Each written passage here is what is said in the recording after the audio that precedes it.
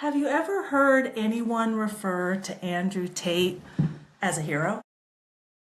Have you ever heard of anyone refer to Andrew Tate as a healer? Well, then I have some new perspectives for you to share today. I'm Kerry Blazer-Bazoglo, reincarnation of Mary Magdalene, the divine feminine. And in 2022, I attracted his best friend, Justin Waller, into my life for a personal relationship. We were DMing over Instagram. So I'm just going to be clear on who I'm talking about. So I'm going to share a picture so everybody knows who I'm talking about here. So here is who I'm talking about. Yes, Andrew Tate is on the left and Justin Waller is on the right. So how, I'm 55 now. This was almost 4 years ago. I was 52. Justin was like 36, 37 at the time. How did I attract Justin Waller into my life, open his heart so much that when Andrew got canceled on social media, he was open to me using my shamanic gifts to help them both? How did I accomplish that as a 52-year-old woman living on the other side of the country? And how did I keep his attention? Because the man gets a lot of, interest from women. And, I don't wear makeup. I was thinner then than I am now, but pretty much about like I am right now. So let me stop sharing my screen and get into that story. So I started healing from my childhood trauma 10 years ago. And on my 45th birthday, my mom passed away on my 45th birthday. As a way to kind of celebrate how special I am, we have my birthday together, June 25th. Yes, direct opposite of December 25th. And her death day together, also June 25th, on my 45th birthday. And that was the day I became the matriarch of the family. She was an alcoholic, and so being in her heart as the matriarch, that wasn't healthy for any of us. But then that was my opportunity to do something different, which is exactly what I did. My intuition told me, accept your psychic gifts. It's like my psychic gifts told me, accept my psychic gifts, basically. And my intuition also told me it's time to heal from your childhood trauma. So I started going into my pain and out of my pain, and deeper into my pain and out of my pain. And there's a free ebook below to show you all the 6 divine feminine self-love strategies that I used over the past 10 years, and that should really help you out. And it's all based on the laws of physics, neuroscience, psychology, mysticism, shamanism. I figured out that when something's true, it's true in multiple places, okay? So anyway, I started surfing the waves of life, and then 7 years ago, which is the beginning of my book, My Inner Heroine, is I attempted suicide. And then my healing process after that is I pulled out my shamanic gifts and then experienced enlightenment. So in about 6 years or 5 years, I went from a suicide attempt to accepting I'm a shaman and then experiencing enlightenment, all before I accepted that I'm the reincarnation of Mary Magdalene, which happened in September of 2025, not even a year ago. Anyway, after my suicide attempt, I changed where I worked out and started going to yoga. And I met my first guy in my book. There's 6 men in my book. I call them all my heroes because they mirrored my wounds, my emotional problems back to me so I could go, oh, I think I got some things to fix. So, and the first guy I met at yoga, and he's Jewish, speaks Hebrew, and, we were talking about Israel. My ex-husband's Israeli. Like all the Mary Magdalene stuff, right? Anyway, so I started healing and my shamanic gifts started coming out because the more I love myself and the more I turn my emotional pain into wisdom, then all that wisdom is all me and all my gifts are coming out. And so after a year and a half of healing with him, when we first started talking to Tim in the book in December 30th of 2020, I didn't even know every time I was being psychic. Like even 2 months later, I asked him the name of his business because he's really rich too. And the name dropped in my head immediately. And I didn't know that he didn't say it. I thought he said it, so I heard it. And then I said it, and he's like, wait, what? And I'm like, oh, I'm the only one hearing the intuitive messages in my head. That was a huge wake-up call for me. So after a year and a half, I never went on a date. I didn't go on a date with any of these guys. He left the yoga studio in April of 2022. And I was trying to figure it out. Like, he had multiple women. I'm like, is it supposed to be one man, multiple women? Like, what is this? Sex, like, threesomes and things I'd never done or really thought of doing. Like, what in the world? Trying to figure myself out. So I saw Justin on Fresh and Fit, and my intuition said, ask him about male sexuality. So I did, and my soul just threw in some sexual energy for extra help. And he got back to me with a voice memo in less than 10 minutes. He was racing Lamborghinis in France. And the sexy, Justin's got this sexy Louisiana voice. He's like 6'3", ginger, perfect body. I'm like, oh, what? Me? Wait, what? I'm that important? I couldn't believe he got right back to me because I didn't believe I was that important. And we texted a little bit on and off, but then when Andrew got canceled on social media in August of 2022 and got his payment processing center taken away, I reached out to Justin and gave him emotional support, and his heart opened to me. And then I kept texting him. And then so that's when we started DMing regularly. And the next morning I woke up and Andrew's soul was hanging out in my house. Okay, so, and I helped Andrew Tate heal from his trauma. Like, I helped him on a Thursday or a Friday, and he was, doing interviews, and he was kind of acting like a victim, like he hadn't kind of adjusted and grounded himself and found his self-belief.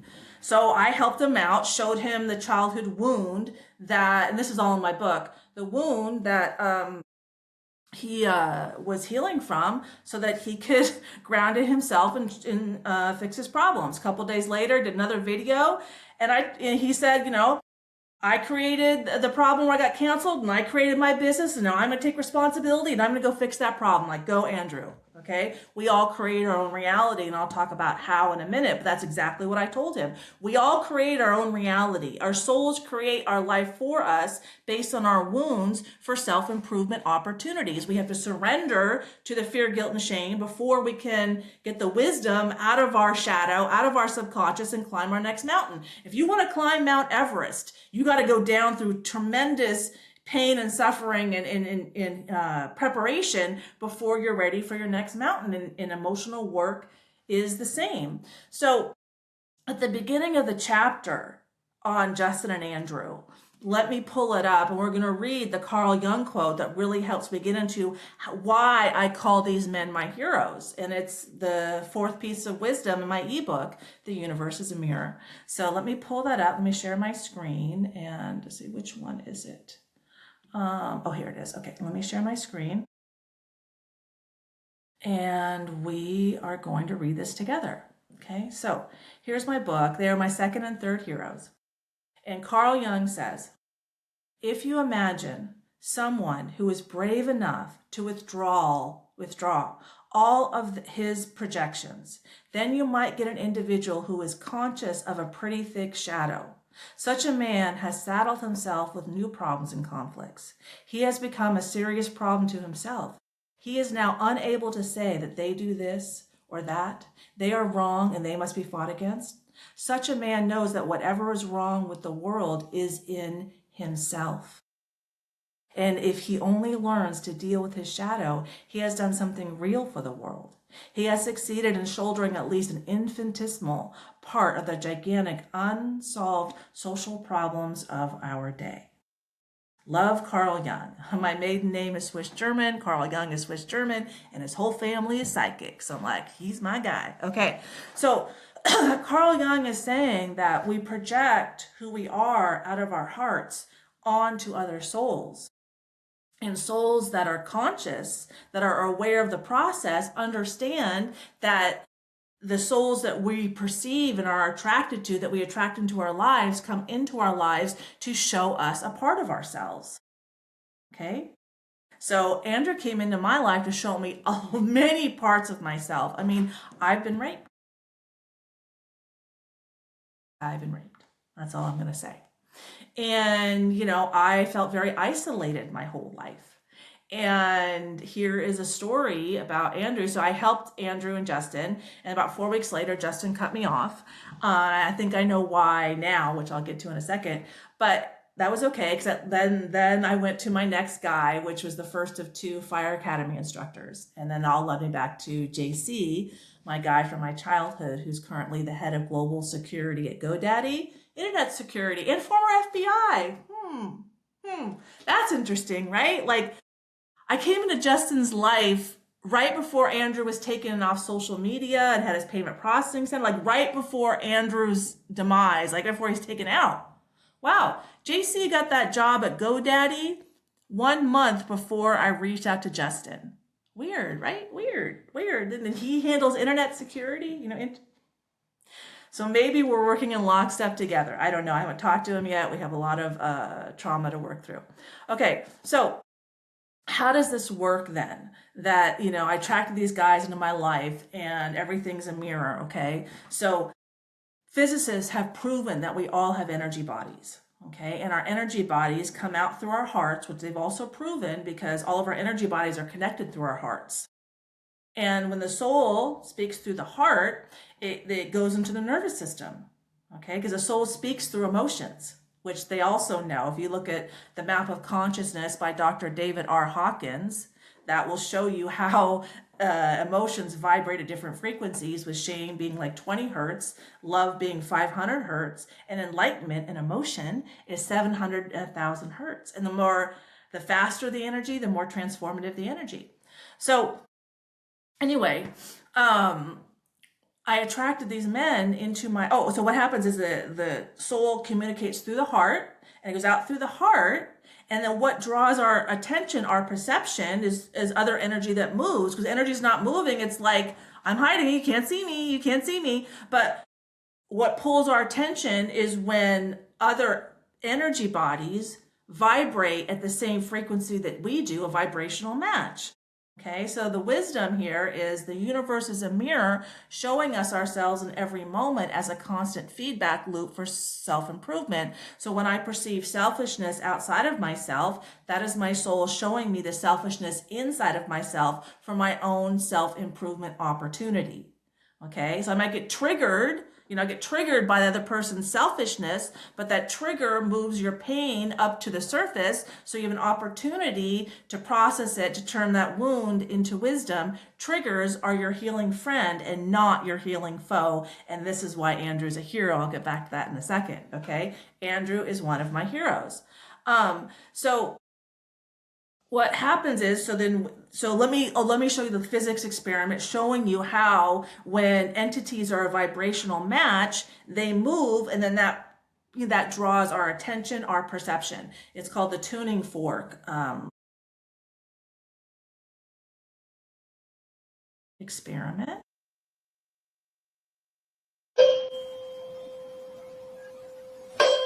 It doesn't move. They're different hertz. It's as if nothing is happening. There's no life between them. There's no connection. See?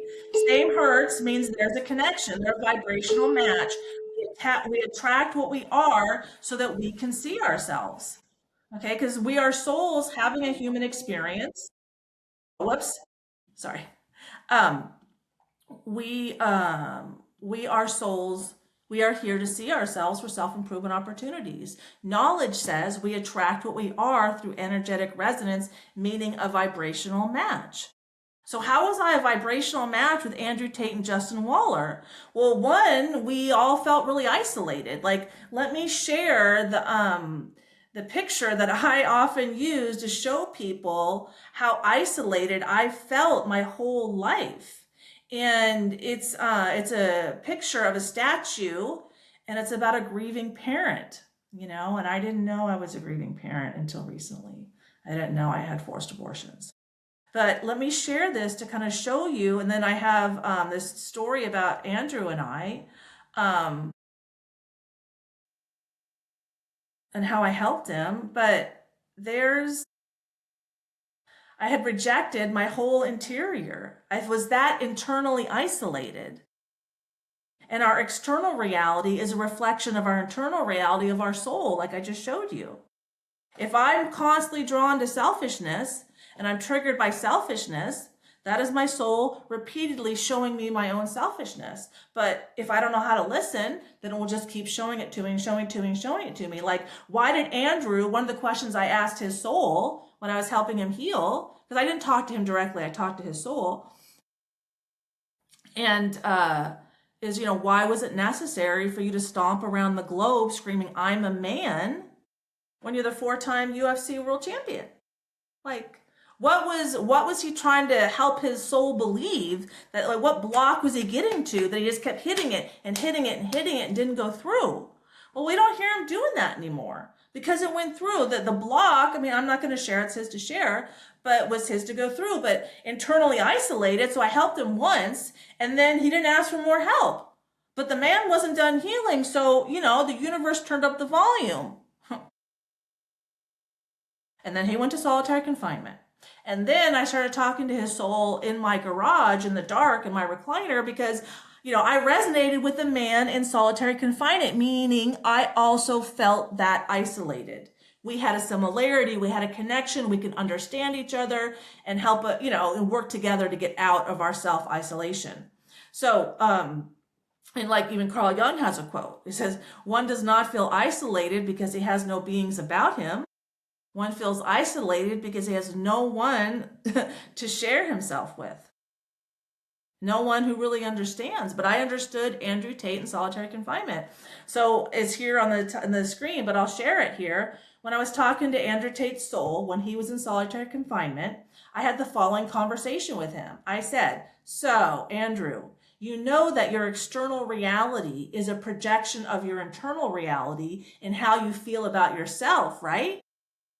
His soul said, "Yeah." So I said, "From that perspective, why are you in solitary confinement?" And that's a question that, can help you see yourself.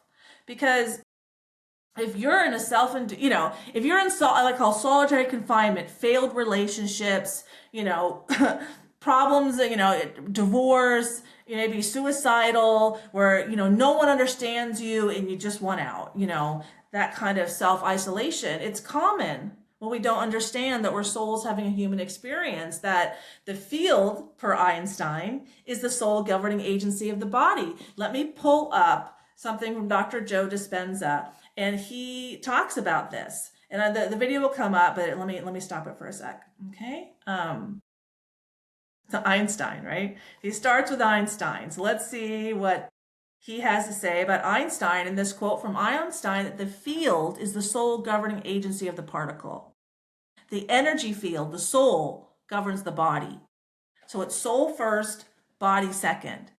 So when I talk to people's souls, I'm helping them manifest a different reality because I'm helping them align with my connection to the universe and how high I vibrate and how many enlightenment experience I have. So this is, women's work. This is women's work. But let's see this. I'll get back to that in a second, okay? I'm going to share my screen, and here we go. And said the field, the wave, the energy is the sole governing agency of the particle. Energy controls matter. He didn't say particle controls the particle. He said the field controls the particle. If you change the information in the field, can you change the projection, the particle in three-dimensional reality? When I talk to men's souls, I'm changing the information in the field so they have more self-love and less self-hate. That's what shamans do. We do it through a quantum entanglement. There was a 2022 Nobel Peace Prize about quantum entanglements. I get into it in my book, My Inner Heroine, Exploring Feminine Pain.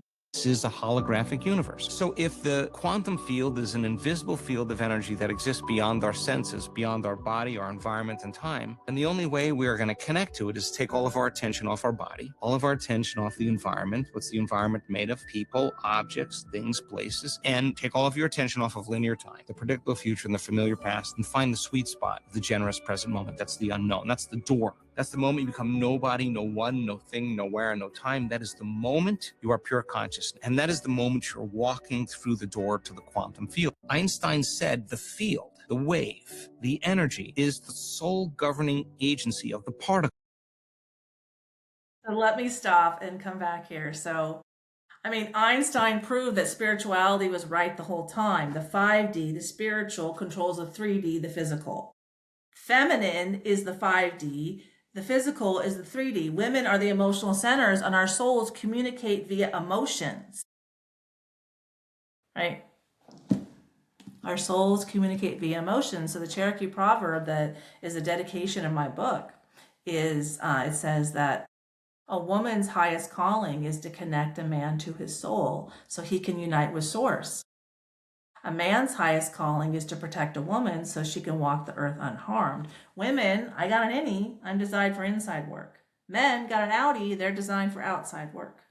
Okay? So yes, Andrew Tate showed me myself so that I can improve myself. And so if he triggers you, just know that triggers are your healing friend and not your healing foe. Okay, you probably have a rape wound. You could have a wound that you're replaceable, like I used to have. You could have an isolation wound. And because part of his soul resonates the same frequency as your soul, he's drawing your attention to that naturally. So we are all souls having a human experience here to help each other, see each other, improve each other. Okay, we're not in a, there's no, this is the love thy enemy teaching. When you understand that we're souls mirroring each other for our own benefit, mutually, then you have no enemy. And how can I be a victim when my soul plans my life based on my wounds for self-improvement opportunities? Anyway, just some things to think about. Check out the free ebook below. I also have a meditation or shamanic drumming video you can check out. And really, healing your traumas DIY. Learn Reiki, walk barefoot in nature, develop a healthy diet, healthy exercise routine. What men need and what women need are different. Google it. It's easy, okay? You got this. I did it myself, and you can do it too. All right, please like and subscribe. Take care. Bye.